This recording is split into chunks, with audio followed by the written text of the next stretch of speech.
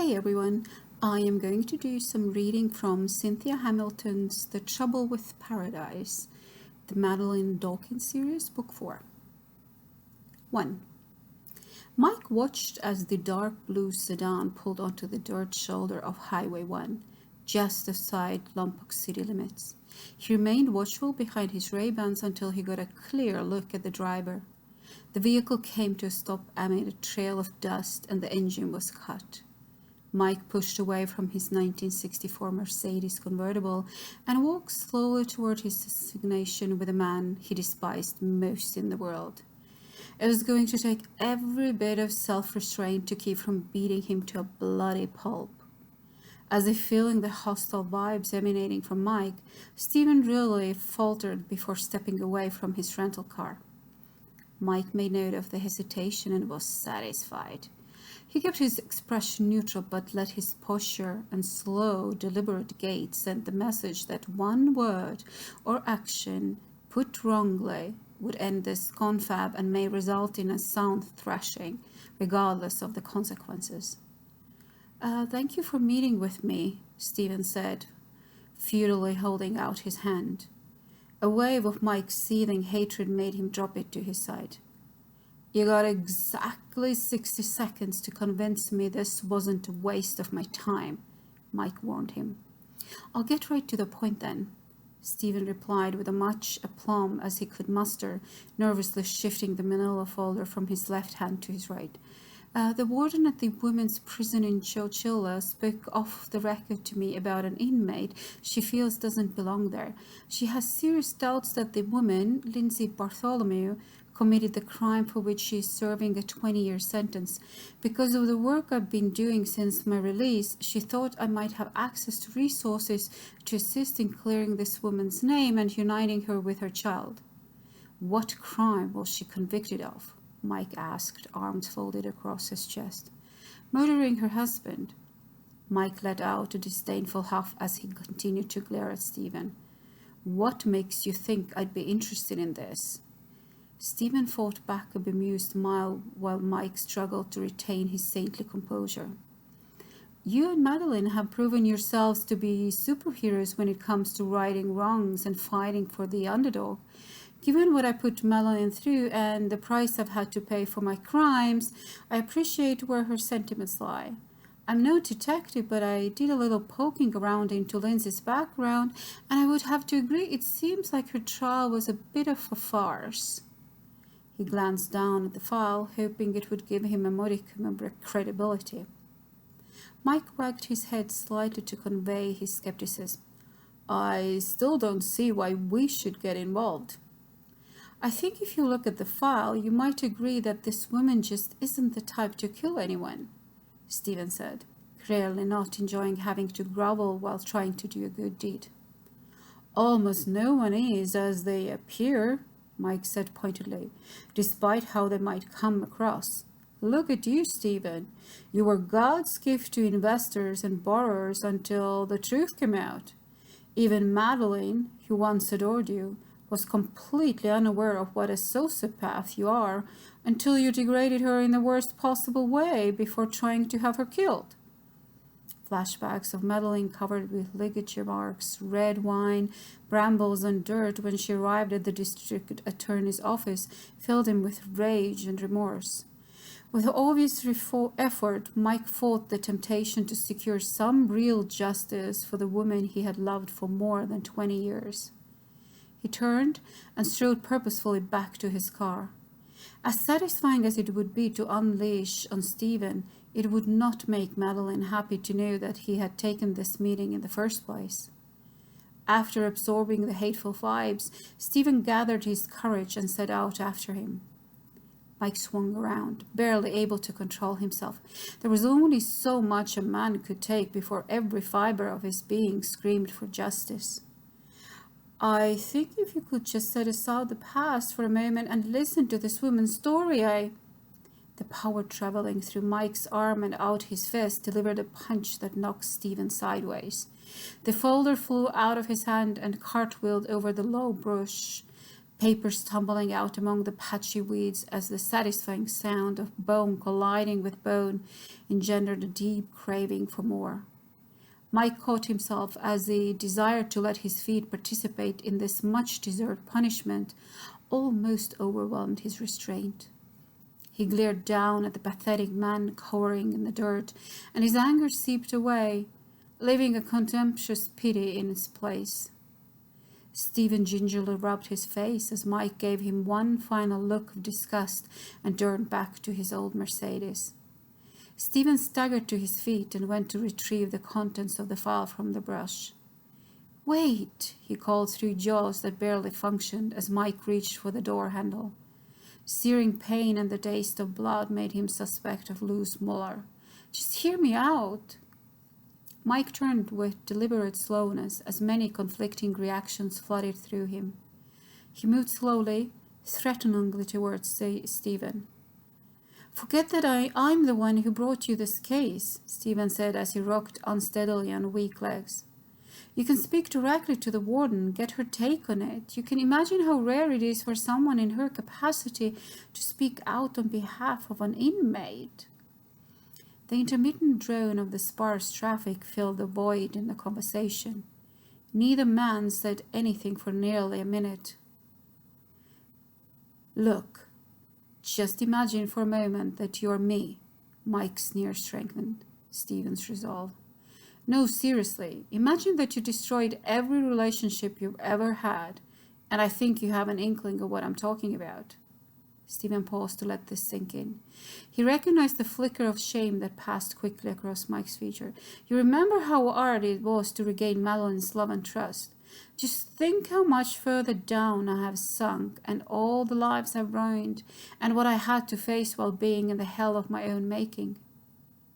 Sensing he had gotten his point across, Stephen paused and took 2 heaving breaths. "I worked my way out of prison, knowing I must walk a very fine line in order to keep my freedom. The only way I have of using my creativity and hard-won knowledge is by making a positive difference in other people's lives." Mike barked out a sharp laugh, shaking his head at Stephen's impudence. A reasonable smile of shame showed on Stephen's face before he hung his head and concentrated on the ground beneath his feet. "As hard as it might be for you to trust me, just keep in mind I have nothing to gain or lose here. Though I went through most of my life focused on what I needed to be happy, I can honestly say that I feel fulfilled whenever I find placement for an inmate. But even if you don't believe that, my record speaks for itself. Over 300 convicts have been assimilated back into society without recidivism in the 18 months I've been doing this. But even that's a drop in the bucket compared to what can happen now that I've got a government agency behind me. It's..." Mike held up his hand in protest. "Spare me the self-aggrandizing bullshit, really." Stephen absorbed the slight and changed his tack. "Please, just take the file, look it over, and do whatever you feel is right. That's all I'm asking." Mike glared at him through narrowed eyes, as if he could penetrate the scheming mind behind the placid facade. In the end, he realized he had no need to commit anything to this man. He reached out and snatched the file out of Stephen's hand, sending a powerful message that going back to prison would be a better choice than doing anything that might jeopardize Madeline's safety or peace of mind. "If I'm interested in this case, I will make contact with the warden up in Chowchilla, but I'm making no promises." With that, Mike headed to his Mercedes. Before he reached it, he turned back to Stephen. "Don't ever contact me again, for any reason." He divided his time between tapping out a text and keeping an eye on the ex-jailbird before starting the car. He pulled back onto the pavement with enough speed to generate a cloud of dirt that settled slowly on Stephen. He couldn't help finding a small comfort in the sight of a former backstabbing leech reduced to such humble circumstances. Still, prison is where he really belonged, and no amount of good deeds would ever settle the score as far as he and Madeline were concerned. 2. The euphoria Madeline felt as she mounted the first 4 steps had steadily given way to weakness and doubt. It was not in her nature to struggle in front of others, which was precisely why she hadn't told anyone she was coming into the office.